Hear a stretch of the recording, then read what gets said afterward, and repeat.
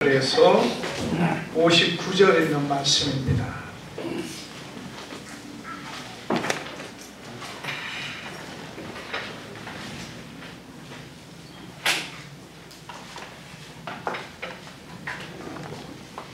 누가복음 12장 54절에서 59절 우리 한 절씩 교독합니다. 또 무리에게 이르되 너희가 구름이 서쪽에서 이는 것을 보면 곧 말하기를 소나기가 오리라 하나니 과연 그려하고 남이 이는 것을 보면 말하기를 심히 오리라 하나니 과연 그러하리라. 외식하는 자여 너희가 천지의 기상을 분간한 줄 알면서 어찌 이 세대는 분간하지 못하느냐. 또 자의 옳은 것을 스스로 판단하지 아니하느냐. 내가 너를 고발한 자와 함께 법관에게 갈 때에 길에서 화해하기를 힘쓰라. 그가 너를 재판장에 끌어가고 재판장이 너를 옥졸에 넘겨주어 옥졸이 옥에 가둘까 염려하라. 내게 이르노니 한 푼이라도 남김이 없이 갚지 아니하고서는 결코 거기서 나오지 못하리라 하시니라. 아멘. 우리 역사농 한번 인사합니다. 주님의 사랑으로 사랑합니다.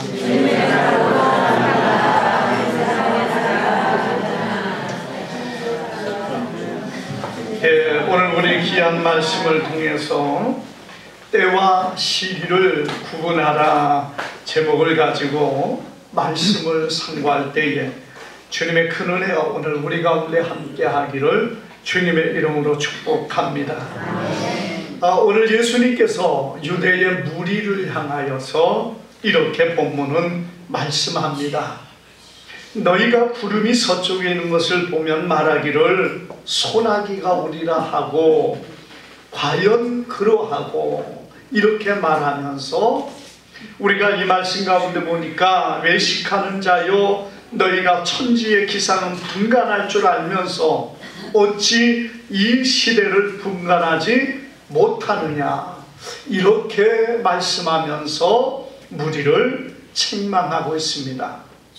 여러분이 시기와 때를 분간한다는 거 사실은 참 어려운 부분이면서 또 이것이 오늘날의 많은 사람들에 의해서 그것은 마치 건드려서는 안 되는 것처럼 되어진 것이 때와 시기에 대한 부분들입니다.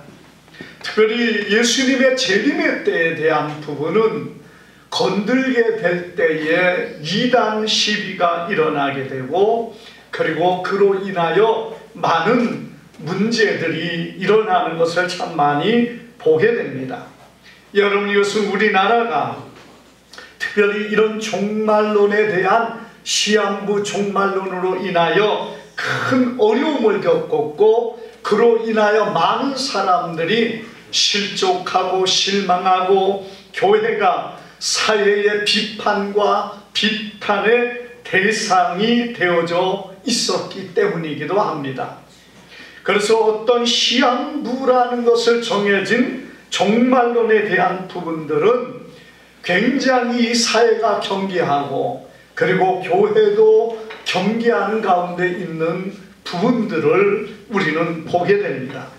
그런데 여러분, 우리가 이 시한부 종말론이라는 의미가 무엇입니까? 어떤 시한을 정하여서 이때에 예수님이 오신다 이렇게 말하는 그것이 사실은 시한부 종말론입니다. 그런데 여러분, 우리가 흔하게 얘기하는 예수님이 곧 오실 것이다, 예수님이 임박하게 오실 것이다, 어떤 면에 그 곧이라는 그 말을 씀으로 인하여서도 사실은 시한부 종말론과 같은 그런 부분이 없지 않아 있다는 것을 보게 됩니다. 여러분, 곧이 뭡니까? 내일을 말합니까? 아니면 1년 후를 말합니까? 어떤 면에 임박한 종말에 임박한 주님의 재림을 말하는데 그 임박했다는 얘기는 곧 가까이 왔다는 그런 의미를 가지고 있다는 것입니다. 그런 의미에 보면은 여러분, 성경은 어떤 시한을 정하지 않는 것 같으면서도 그때에 대한 부분들을 우리에게 많은 부분에 보여주고 있다는 것을 성경은 우리에게 가르쳐 줍니다. 여러분, 어떤 시한을 정했기 때문에 문제가 되어지는 거지, 우리가 임박한 주님의 재림에 대해서 말한다고 해서 그것이 문제가 되는 것이 아니라는 겁니다. 그런데 오늘날의 교회들은 이것을 말하는 그 임박한 부분들이나 혹은 또 어떤 그 종말의 시기와 때에 대해서 말하는 것을 굉장히 두려워하고, 그리고 터부시하는 것처럼 그것을 말하지 않는 그런 가운데 있는 것을 우리는 보게 되는데요. 그래서 우리 한국교회도 보면은요, 종말에 대한 부분을 많이 강조하는 교회가 있는가 하면 거의 대부분의 많은 교회들이 이 종말을 강조하는 것을 별로 그렇게 좋지 않게 생각하는 그런 부분들이 있다는 것입니다. 그래서 대형 교회들은 거의 종말에 대한 이야기를 하지 않습니다. 왜냐하면 자칫 잘못하면은 이단 시비가 들어가게 되고, 또 이로 인하여서 교회에 새로운 어떤 다른 부분으로 공격을 당하기 쉽기 때문에 그런 것 같습니다. 그러나 여러분, 오늘 예수님께서는 우리에게 무엇을 말씀하고 있습니까? 때와 시기를 몰라도 된다. 때와 시기에 대해서는 너희가 알 필요가 없다. 여러분, 이런 의미로 말씀하고 있는 것을 아니란 얘기입니다. 우리가 이 본문 속에 예수님이 무엇을 말했습니까? 너희가 하늘의 기상도 알면서 때와 시기를 아는데 하물며 시대를 구분하지 못하느냐고 책망하고 있다는 것입니다.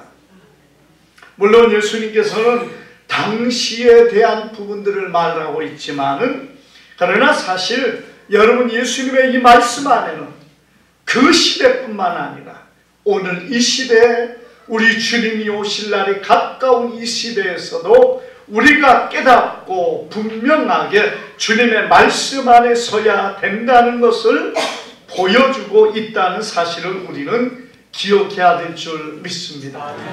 우리가 이 때와 시기에 대한 부분에서 정말 주의해야 될 것은 뭐냐? 첫째는 어떤 특정한 시간에 주님께서 오신다는 명확한 날과 때를 말하는 것은 경계해야 됩니다.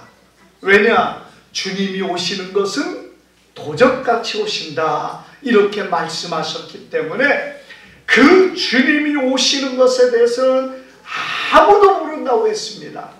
아들도 모른다고 했고 천사도 모른다고 했습니다. 그래서 예수님이 어느 때 온다는 것은 알지 못하는 게 성경에서 말씀하는 것이란 얘기예요. 그런데 많은 사람들이 그 예수님이 오시는 그 날을 말하고 년을 말함으로 인하여서 그 성경이 말하는 말씀을 부정하고 반대되는 것으로 사람들을 미혹하고 그로 인하여 넘어지는 많은 일들이 일어났던 것을 우리는 역사를 통해서 보게 됩니다. 그래서 어떤 날을, 어떤 때를, 여러분, 정확하고 명확한 때를 말하는 것은 성경이 금하고 있다는 사실을 우리는 기억해야 됩니다. 또한 여러분, 어떤 영이나 어떤 천사가 어떤 날을 예수님의 재림의 날이라고 말하는 그런 것도 우리는 명확하게 잘못되었다는 사실을 우리는 기억해야 됩니다. 왜냐? 예수님께서도 도둑같이 오신다고 말씀했고 아무도 모른다고 그렇게 말했는데, 어떤 영이 마치 성령께서 말하는 것처럼, 천사가 말하는 것처럼 그렇게 말을 하면서 예수님이 언제 오신다 그랬다는 겁니다. 여러분, 그런 일들이 없으면은 말씀을 안 드립니다. 그런데 그런 일들이 숱하게 많은 사람들이 말하고 있기 때문에 그렇습니다. 그래서 우리는 정말 이것이 주의하고 조심하고 구분하고 분별할 수 있는 하나님의 사람들이 되어야 될 줄 믿습니다. 그래서 어떤 특정한 날에 대해서, 어떤 특정한 해에 대해서 예수님이 오실 것이라는 100%의 확신을 가지고 말하는 것, 그것은 성경이 금한 것이란 얘기예요. 그게 누가 그렇게 하든, 아니 하나님이 그렇게 말씀했다 할지라도 여러분, 그것은 하나님이 하신 것이 아니라 성경을 부정하게 만들고 예수님의 말씀을 거역하게 만드는 거짓된 영의 역사라는 사실을 우리는 깨닫고 분별해야 될 줄 믿습니다. 마지막 때 예수님께서 무엇을 말했습니까? 그리스도가 여기 있다 저기 있다는 말이 많이 일어난다고 말하고 있어요. 여러분, 그리스도 예수님이 여기에 재림했다 저기에 재림했다는 그런 말들이 많다는 겁니다. 그리고 실제로 지금도 여러분 스스로 예수라고 하는 거짓된 자들이 많이 있다는 사실을 우리는 알고 있습니다. 여러분, 이런 일이 왜 일어납니까? 거짓된 영, 미혹의 영, 마귀의 영, 사탄의 영들이 그 속에 들어가서 사람들을 미혹하고 사람들을 혼란하게 만들고 사람들에게 예수님을 기다리는 사람들에게 혼란스럽게 만들어서 주님 앞에 바로 서지 못하게 만드는 자들이 되어 있다는 사실을 오늘 우리는 믿으시기를 바랍니다. 그러므로 이런 악한 영들이 세상에 있기 때문에 믿음의 사람들은 더욱 바른 것을 알고 바른 때와 시기를 분별할 줄 알아야 됩니다. 여러분, 성경은 때와 시기를 아는 것은 잘못되었다는 게 아니에요. 그날이 특정한 날로 정하는 것이 잘못된 것이지, 때와 시기를 알고 그리고 준비하는 그것은 성도의 바른 자세라는 사실을 우리는 기억해야 됩니다. 왜 그렇습니까? 성경이 이 부분에 있어서 많은 부분을 우리에게 제시하고 있기 때문에 그렇습니다. 주님이 오실 때에 여러분 어떤 일이 일어날 것인가? 거짓된 자가 일어날 것이고 처처의 기근과 지진이 일어날 것이고 전쟁의 소문이 많아질 것이고 사랑이 식어지고 불법이 성행할 것이고 여러분 세상이 혼란하고 어려운 많은 일들이 일어날 것이라고 이미 성경은 우리에게 말씀하고 있다는 겁니다. 여러분, 이것은 우리에게 무엇을 보여줍니까? 때와 시기를 분별하여 주님이 오실 때가 가까울 때에 믿음으로 준비하며 주님 앞에 설 것을 주님은 말씀하고 있다는 것이에요. 여러분, 때와 시기가 뭐 그렇게 중요한가? 우리가 그냥 예수를 믿고 언제든지 주님이 오시면은 주님 앞에 설 준비하면 되지 않느냐? 여러분, 이렇게 말하는 사람도 없지 않아 있습니다. 그러나 우리가 분명한 것은 여러분, 때와 시기를 알고 준비하는 것과 그러지 못하는 것에 차이가 있다는 것입니다. 여러분, 우리나라 농사하는 사람은요, 때를 맞춰서 곡식을 심어야 됩니다. 너무 일찍 심어도 안 되고 너무 늦게 심어도 여러분 병풍해와 그 병과 또는 다른 바람과 추위로 인하여 거두지 못합니다. 그래서 때를 따라서 심어야 돼요. 특별히 겨울에 가을에 거둘 때는요, 이걸 제때에 거두지 못하면은 어떤 것은 소리가 내려서 다 열매가 떨어져 버림으로 인하여 피해를 입고 봄에서부터 수고하고 애쓴 것들이 거두지 못하는 불행한 일이 일어나게 된다는 것이에요. 이게 뭐 때문입니까? 때와 시기를 분별하지 못하고 여러분 있다가 거둘 때를 지나버리면 그렇게 된다는 것이에요. 우리가 열처녀의 비유에서 여러분 열처녀가 어떻게 했습니까? 5처녀는 기름을 준비하고 등잔을 준비했습니다. 그러나 5처녀는 기름을 준비하지 않고 등잔만 준비했어요. 그런데 신랑이 오는 때가 되니까 불이 꺼져가니까 이 어리석은 5처녀가 그때서야 나가서 기름을 준비하러 갔다가 그만 신랑을 만나지 못하고 혼인잔치에 들어가지 못함으로 인하여 바깥 어두운 데 쫓겨서 이를 가는 자들이 되고 말았다는 것입니다. 여러분 왜 그렇습니까? 그들이 때를 제대로 알지 못했다는 것이에요. 우리가 이 때를 놓쳤다는 건 정말 중요한 부분이라는 얘기예요.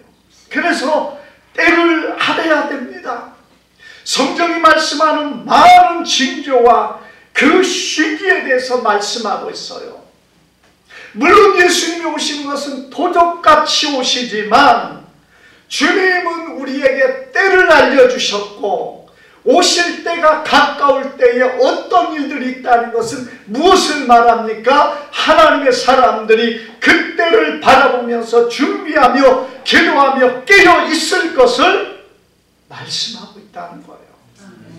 여러분 데살로니가 6장 5장 4절에는 이렇게까지 말씀합니다. 형제들아 너희는 어둠에 있지 아니하매 그날이 도둑같이 너희에게 임하지 못하리니 이렇게 말씀했어요. 이 말은 그날을 안다는 게 아니에요. 그날이 가까워 오니까 이때쯤이라는 막연한 추측과 그 때에 대한 그 기간에 대해서 사람들이 성도들은 알 수 있다는 것입니다. 무엇 때문에? 성경이 그때에 대한 부분들을 가르쳐주고 있기 때문에 그렇습니다. 이게 전혀 가르쳐주는 것이 없다면 전혀 알 수 없을 거 아닙니까? 그냥 아무것도 알지 못하고 아무것도 보지 못한 사람처럼 그렇게 살라는 게 아니에요. 성경은 그때를 말씀했고 그때에 대한 많은 징조들을 친히 주셨습니다. 우리가 주님이 오시는 그날을 알지 못하지만 그때에 어렴풋이 알 수 있는 그때에 대한 부분들은 성경이 많이 말씀하고 있다는 거예요. 그렇다면 여러분 깨어있는 자들, 말씀 안에 있는 사람들, 말씀을 보고 이 시대를 분별할 줄 아는 사람은 정말 이때가 가까워졌다는 사실을 깨달아야 된다는 사실을 믿으시기를 바랍니다. 뭐 아무 때나 주님 오시면 되지 뭐 그게 그렇게 중요한가? 여러분 우리가 그렇게 생각할 수 있습니다. 그러나 종말의 때를 바라보는 자와 그리고 그것을 아는 자와 알지 못하는 자의 차이가 많이 있다는 것. 우리가 사도 바울이 고린도 교회를 향하여 편지할 때 고린도 교회를 편지할 때 보면은요 아마 그 시대 우리가 이 사도들의 모든 서신을 보면은 전부 다 어떤 생각 가운데 있느냐 임박한 재림의 때를 그들이 기다리고 있었다는 것을 성경은 말씀합니다. 그래서 우리가 고린도전서 7장 25절에 보면은 처녀에 대해서는 내가 주께 받은 제 계명이 없으되 주의 자비하심을 받아서 충성스러운 자가 된 내가 의견을 말하노니 내 생각에는 이것이 좋으니 곧 임박한 환난으로 말미암아 사람이 그냥 지내는 것이 좋으니라, 이렇게 사도 바울은 말씀합니다. 여러분, 왜 사도 바울이 이런 표현을 썼을까요? 사실 사도 바울은 처녀에 대해서는 그렇게 죽게 받은 게 없다는 전제를 깔고 있습니다. 왜 받은 것이 없다고 말합니까? 주님께서는 그 부분을 명확하게 말하지 않았다는 거예요. 그러나 사도 바울 개인적인 의견, 충성된 자로서 주님 앞에 이런 모습을 서면서 그는 뭐라고 했느냐? 임박한 환난으로 인하여 그냥 지내는 게 낫다, 이렇게 표현을 했어요. 이 말이 무엇을 말합니까? 사실 오늘의 시점에서 그 말을 생각하면은 어떤 면에 이건 말도 안 되는 소리가 될 수도 있습니다. 그러나 사도 바울이 생각하는 시점 안에서 임박한 재림과 임박한 환난과 어려움 안에서 바라볼 때 처녀가 결혼해서 얽매이 되게 되고 남편 때문에 신앙의 생활을 잃어버리게 되고 이렇게 하는 것보다 차라리 혼자 있다가 주님 앞에 서고 환난과 핍박을 이겨내고 그렇게 신앙의 삶을 살다 주 앞에 서는 것이 더 나을 수 있다는 표현이라는 것입니다. 여러분, 이것을 우리가 사도 바울이 다 적용한 것은 아니에요. 우리가 분명한 것은 사도 바울의 이 말이 틀렸다고 말할 수 없는 것은, 여러분, 초대교회가 심한 핍박을 당합니다. 이후에 보면 여러분, 거의 300년 가까이 초대교회가 엄청난 핍박을 당해요. 죽임을 당하고 고통을 당하고 여러분, 그들의 모든 것을 빼앗기고 사로잡히는 그런 핍박을 그들이 당하게 됩니다. 물론 여러분, 초기에는 그런 일이 없었는지는 몰라도요, 여러분, 그 이후에는 그들이 심한 핍박과 고난을 당했다는 사실 속에 아마 여러분, 그들이 혼자 있는 이들이 그런 부분에서 하나님을 섬기고 주님을 섬기는 일에 더 쉬웠을 수도 있다는 것이에요. 이걸 모든 세대나 모든 교회에 적용할 수는 없지만은 임박한 재림과 환난을 바라본 그 시대의 사람들이 이렇게 사도 바울은 적용하고 있다는 것을 보여줍니다. 그리고 사도 바울은 계속해서 말합니다. 내가 아내에게 매였느냐? 노이기를 구하지 말라. 아내에게 노였느냐? 아내를 구하지 말라. 그러나 장가든 죄도 죄가 아니요 처녀가 시집가도 죄 짓는 것은 아니로되 이런 이들은 육신의 고난이 있으리니 나는 너희를 아끼노라. 형제들아, 내가 이 말을 하는 것은 때가 단축하여진 고로 이후부터 안에 있는 자는 없는 이 같이 하며 우는 자는 울지 않는 이 같이 하며 기쁜 자들은 기쁘지 않는 같이 하며 때에 매매하는 자는 없는 자 같이 하며 세상 물건을 쓰는 자들은 다 쓰지 못하는 자 같이 하라, 이렇게 말씀합니다. 이게 무엇을 우리에게 주고 있습니까? 마지막 주님이 오실 때에 종말의 신앙이 이렇다는 거예요. 아내가 없느냐? 그냥 혼자 살아라.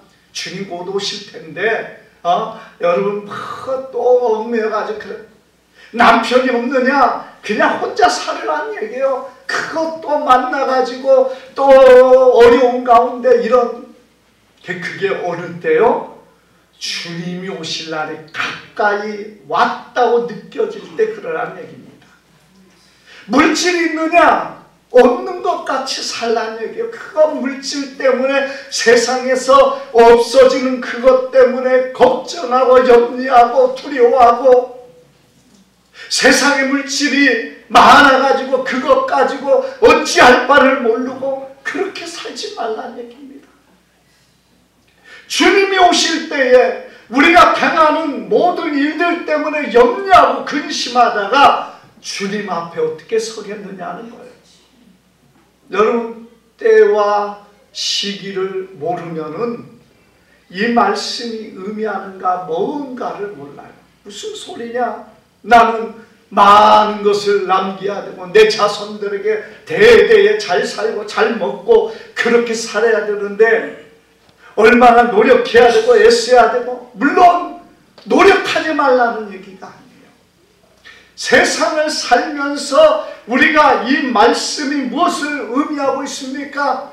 모든 걸 다 누릴 것처럼 모든 것들을 다 내 것으로 삼아서 기쁘고 즐거운 일처럼 살라는 얘기가 아니라, 어려움을 당했습니까?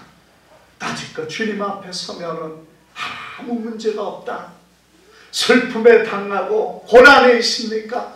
우리의 마음을 비우고 욕심을 비우고 우리의 모든 것들을 비우면서 주님 앞에 설날을 바라보는 그 신앙이 되는 것이 어떤 신앙입니까?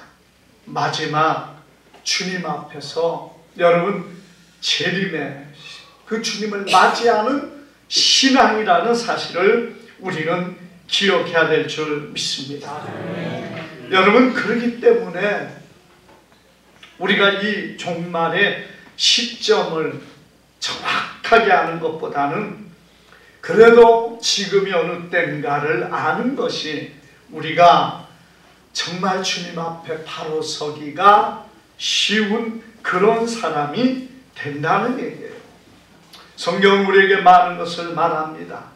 마지막 때 일어날 일들이, 여러분, 세상의 곳곳에 처처의 기근과 지진과 전쟁의 소문이 일어나고 거짓된 자들이 일어납니다. 여러분, 불신앙의 태풍이 앞으로 몰려올 겁니다. 거짓과 헛된 온갖 이단들이 태풍처럼 교회를 밀고 들어올 것입니다. 그리고 환난과 핍박과 교회를 핍박하는 일들이 세상에서 일어날 것입니다. 무엇을 우리가 준비해야 되겠습니까? 여러분, 준비하며 기도해야 됩니다. 그걸 이길 힘이 어디에 있습니까? 말씀 안에 바로 서서 기도함으로 준비해서 우리에게 있는 핍박과 어려움 속에서 이겨나가야 된다는 것입니다. 오늘 여러분, 이 시대를 우리가 어떻게 봅니까?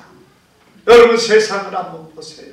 날마다 눈을 뜨면 전쟁의 소문들이 우리의 길을 따갑게 합니다. 날마다 재난의 일들이 우리의 눈앞에서 일어납니다. 여러분, 곳곳에서 지진과 그리고 기근과 홍수와 그리고 수많은 전쟁의 재난들이 펼쳐지고 있습니다. 우리는 괜찮죠. 얼마나 우리나라가 오랜 기간 동안에 이런 재난과 위험에서 우리나라는 예외처럼 평안한 삶을 살아왔습니까? 그런데 이게 언제까지 이어진다고 생각합니까? 세상이 다 이렇게 재난이 일어나고 고통이 일어나고 전쟁이 일어나는데 우리나라는 그러지 않을 것이다. 여러분, 오늘은 우리가 정말 하나님 앞에 기도하고 이 민족이 하나님 앞에 하는 일들이 많기 때문에 하나님의 도우심이 이 땅에 있는 줄 믿습니다. 그러나 교회가 바로 서지 못하고 국가가 교회를 핍박하고 악한 법령들이 통과되어서 차별금지법이나 이런 것들이 만들어져서 교회가 여러분 어려워져 가고, 그러면은 이 나라도 재난에서 이런 재앙에서 자유로울 수 없습니다. 우리나라는요, 세계의 그 어떤 나라보다 더 뭐가 있습니까? 위험을 안고 사는 나라가 이 나라입니다. 저 북한이 있잖아요. 항상 노리고 있는 저 북한이 있고, 여러분, 우리나라에서 정말 걱정스러운 것이 뭐라고 합니까? 백두산이 폭발하네 어찌네 그런 소리가 많이 있어요. 뭐 2025년도에 백두산이 터질지 모른다, 그런 이야기도 있습니다. 가령 여러분, 지진이 일어나고 그리고 이런 화산이 폭발하고 여러분, 이런 일들이 이 땅에 일어나서 내 옆에 있는 이들이 아니 내가 그런 고난 가운데 거하고 있다면 여러분 어떻게 했습니까? 믿음이 없으면요 하나님 원망합니다. 왜 하나님이 이런 일이 우리에게 있습니까? 하나님 있다면서 왜 주의 백성이 이런 고난을 당하고 어려움을 당합니까? 뭐 조그마한 질병 앞에서도 하나님 원망하고 불평하는데 하물며 재난이 일어났어요. 화산이 폭발해서 우리가 다 그런